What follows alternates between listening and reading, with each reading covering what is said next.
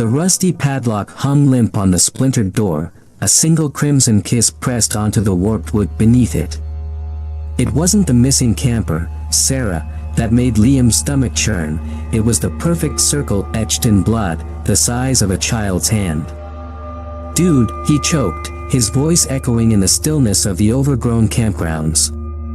"This isn't funny." Funny wasn't in their vocabulary this weekend. Camp Redwood, abandoned for decades, was supposed to be a nostalgic escape for their fractured college friend group. Now, the peeling paint and warped wood seemed to mock their youthful memories. Tension simmered beneath forced laughter as they explored the decaying cabins. Liam, the ever-charming cynic, Chloe, the tightly wound planner, and Ben, the brooding artist with a secret grudge against Sarah. The first night, a prank war erupted, a desperate attempt to recapture a past that felt increasingly distant. Ben borrowed Liam's phone, replacing his ringtone with a blood-curdling scream. Chloe retaliated by swapping his sleeping bag with a nest of soggy leaves. But their childish games morphed into something sinister when Liam discovered a crude wooden doll hanging from a tree, a single, dark bead for an eye, where Sarah's cabin stood. Each day brought a new clue, each more unsettling than the last. A half-eaten candy bar, Sarah's favorite brand, found near a crumbling archery range.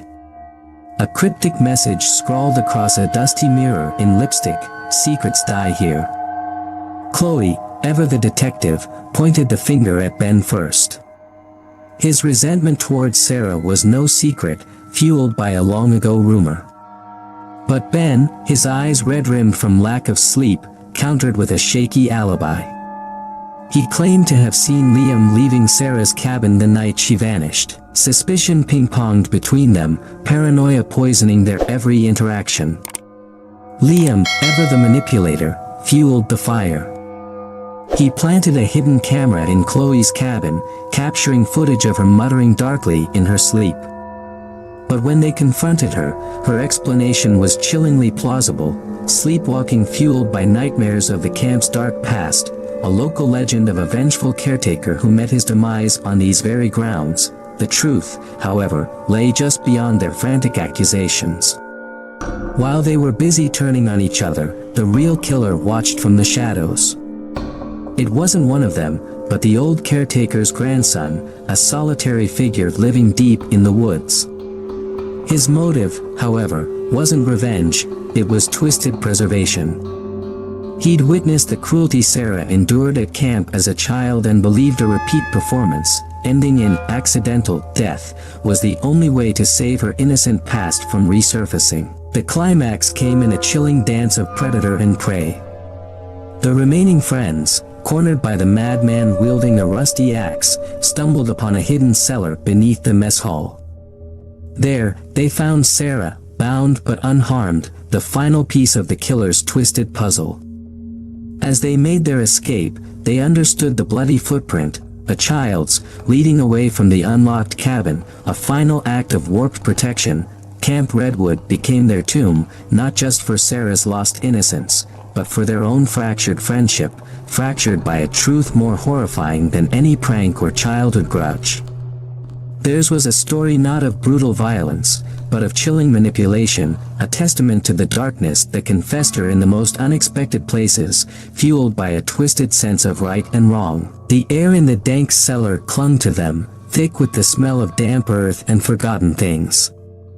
Sarah, pale and wide-eyed, clung to Chloe as they crept towards the creaking wooden door held shut by a flimsy padlock. Just outside, they heard the unmistakable metallic scraping of the axe against wood. Liam, his face a mask of terror, whispered, "He's boarded us in." Panic clawed at their throats. Ben, ever the pragmatist, shoved a loose brick at the crumbling mortar around the doorframe. "We have to buy some time. Chloe, you're the strongest, brace yourself." Working with desperate fervor, Chloe jammed the brick in the gap, momentarily halting the scraping. A deafening thud resonated from the other side. Then, a guttural growl, laced with a sickening glee. The splintered door wouldn't hold forever. Sarah whimpered, her gaze darting towards the shadows in the corner. They were like trapped rats, waiting for the final, crushing blow. Liam, ever the opportunist, shoved a hand into his backpack. I might have overpacked on the lighter fluid. His voice quivered. We can't let him take us one by one. A twisted grin flickered across his face. It was a desperate gamble, born out of primal fear, but it was their only chance. Chloe, eyes narrowed, nodded. Ben, after a moment's hesitation, grabbed a broken broom handle, its jagged end a makeshift weapon. Sarah, tears streaming down her face, picked up a rusty metal pipe from a forgotten toolbox. Fear had stripped away all pretense, revealing the raw instinct for survival beneath.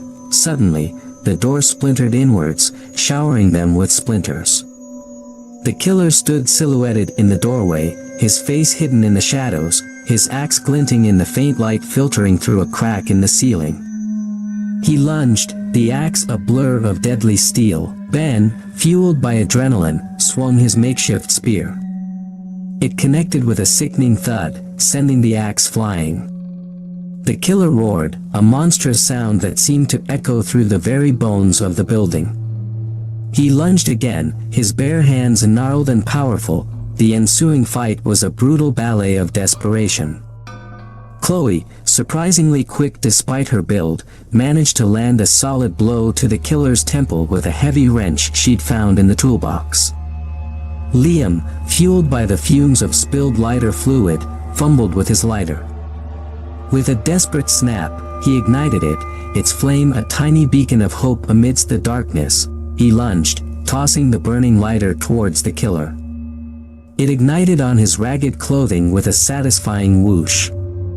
The flames danced across his body, his screams a horrific counterpoint to the crackling fire. He thrashed, a writhing inferno, momentarily forgetting them in his agony. Seizing their chance, they scrambled out of the cellar. Sarah, fueled by a primal fury, snatched the killer's fallen axe. The remaining heat hadn't dulled its edge.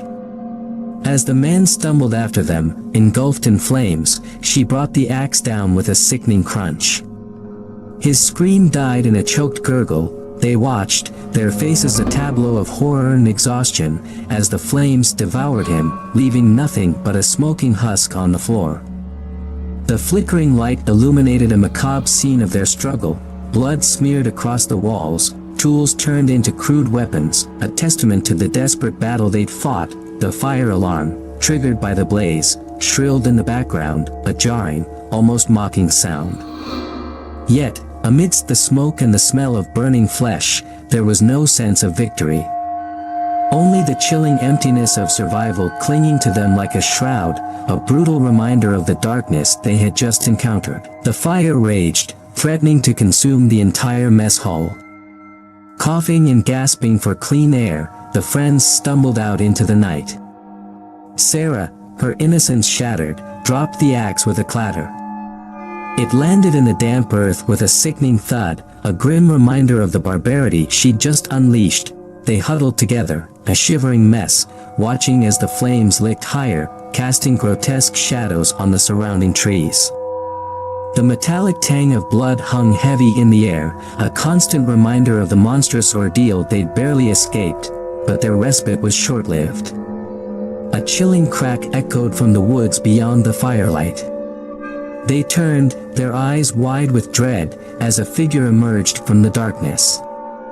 It was the caretaker's grandson, somehow alive, his flesh seared and smoking, but his eyes burning with a maniacal intensity. The fire had fueled his madness. He no longer resembled the hulking brute of moments ago, but a creature driven by a single, warped purpose. A broken shard of metal protruded from his shoulder, a makeshift weapon dripping with molten flesh. Liam, the ever-present cynic, was the first to react. Years of pent-up resentment towards his friends, fueled by the terror of the situation, boiled to the surface. "It's your fault, Chloe," he screamed, shoving her towards the advancing killer. "You should have just let him kill her." Chloe, thrown off balance, stumbled backwards. Ben lunged forward, the raw end of his broken broom handle aimed at the killer's head. But the attack was clumsy, fueled by panic rather than strategy. The killer slammed the metal shard into Ben's chest with a sickening crunch. A choked gurgle escaped Ben's lips as he crumpled to the ground, a crimson stain blooming on his ragged shirt. Sarah screamed, a primal cry of despair that ripped through the night. It seemed to ignite a spark of defiance within Liam. He snatched the lighter fluid from his pocket, dousing himself and the surrounding earth in a single, frantic motion. "Let's all burn together, you freak," he bellowed, flicking his lighter. The flames erupted instantly, engulfing Liam in a fiery embrace. The sight seemed to momentarily stun the killer. He stood frozen, his grotesque form illuminated by the inferno. It was Sarah who acted next. With a primal roar, she snatched up the discarded axe and charged. The ensuing battle was a dance of fire and fury. Sarah, fueled by grief and adrenaline, swung the axe with a ferocity that belied her slight frame. The killer, his pain seemingly forgotten in his warped sense of purpose, fought back with unyielding savagery. The clash of axe against bone echoed through the night. Sparks flew as the blade met the killer's makeshift weapon. Sarah landed a blow, severing a tendon in his leg, sending him crashing to the ground. But victory was short-lived. With a monstrous roar, the killer lunged, pinning Sarah to the ground. The axe clattered away, useless. He grabbed her throat, his fingers digging into her flesh like steel claws. Sarah's vision began to swim, darkness threatening to consume her. Just then, a guttural scream tore through the night. It wasn't Sarah's. The flames, fueled by the lighter fluid, had reached the surrounding trees. A massive branch, ignited by the inferno, came crashing down, pinning the killer to the ground. His scream died in a choked gurgle as the flames engulfed him, the stench of burning flesh added to the macabre symphony of the night. Sarah, gasping for breath, watched as the life force drained from the killer's eyes. Silence descended, broken only by the crackling of the fire and the rasping coughs of the surviving friends. Dawn began to paint the horizon with streaks of crimson and orange, mirroring the scene of carnage around them. They staggered back to the burning remnants of Camp Redwood, forever bound by the horrifying events of the night. The weekend getaway they'd envisioned had descended into a nightmare, leaving them forever scarred, both physically and mentally. The fire raged on, a monstrous pyre consuming the mess hall and casting an eerie orange glow over the carnage. Sarah, her body racked with sobs, stumbled towards Ben. His chest rose and fell in shallow gasps, a crimson flower blooming on his shirt. Liam, engulfed in flames, became a horrifying human torch, his screams echoing through the night until they mercifully cut out. Chloe, numb with shock, watched as the flames danced a macabre jig across his writhing form. Then, another sound pierced the night, a guttural, wet cough. The killer, his face a melted mask of agony, lay pinned beneath the flaming branch. The madness in his eyes, however, remained undimmed. He reached out a mangled hand, his fingers twitching with a desperate need to complete his twisted task. Sarah knew a sliver of hope still flickered within the killer. The cleansing fire, the saving from past trauma, it fueled his delusion to the very end. Her own trauma, raw and fresh, momentarily gave way to a chilling clarity. This wasn't about mercy, it was about ending the cycle of violence. Picking up the discarded metal shard, still slick with Ben's blood, she approached the killer. Its jagged edge gleamed in the firelight. The stench of burning flesh and hair filled her nostrils, a nauseating counterpoint to the pounding of her heart. Chloe, finally finding her voice, screamed, "Don't," but the words were lost in Sarah's own primal roar. With a single, swift motion, Sarah plunged the shard into the killer's exposed skull. The grotesque sound of bone crunching echoed through the night, a final, brutal punctuation mark on the symphony of violence. The killer's eyes, for a fleeting moment, seemed to clear. A flicker of recognition, a chilling echo of the boys Sarah once knew, passed through them before they glazed over forever. The hand that twitched for a murder weapon lay still, silence descended, heavy and oppressive. The flames, having devoured most of the mess hall, began to dwindle. Sarah, her face streaked with tears and grime, stood over the remains of the killer, the metal shard dripping in a ghastly crimson. The violence had ended, but the darkness it unearthed lingered. Chloe, her eyes wide with horror, finally broke. We killed him, Sarah. We killed them all. Her voice was a broken whisper, echoing in the desolate clearing.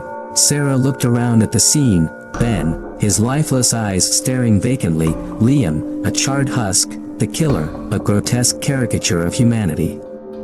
She looked at her own blood-stained hands, the metal shard a chilling weight in her palm. No, she said, her voice hoarse. We survived, but the word tasted like ash in her mouth. They had survived, yes, but at what cost? The twisted games of the killer had stripped away their innocence, leaving them marked by an unimaginable darkness. As dawn painted the sky in hues of pink and orange, a gruesome parody of a new beginning, Sarah knew they wouldn't escape this place unscathed. Camp Redwood wouldn't just haunt their nightmares, it would forever stain their souls, a grim reminder of the night they embraced the very violence they sought to escape. The fire sputtered its last, leaving behind a smoldering skeleton of the mess hall and an acrid stench that clawed at their throats. Sarah, her body shaking uncontrollably, stared at the metal shard in her hand. It was slick with a horrifying cocktail, sweat, blood, and a fragment of the killer's skull. Chloe, huddled on the ground rocking back and forth, finally spoke. Her voice, raw and ragged, sent shivers down Sarah's spine. We have to get rid of the bodies. A cold, hard logic cut through Sarah's haze of terror. Leaving evidence wouldn't bring Ben or Liam back. It would just condemn them all. A grim resolve hardened her eyes. Survival, it seemed, demanded a descent into further brutality. The lake, Sarah rasped, her voice barely a whisper. It's deep enough. The task that followed was a grotesque ballet of desperation. With trembling hands, they dragged Ben's lifeless body towards the water's edge. The silence was punctuated only by the sickening squelch of shoes on damp earth and the ragged gasps of their own exertion. Reaching the pier, they paused. The dark, still water reflected the dying embers of the fire, creating a nightmarish tableau.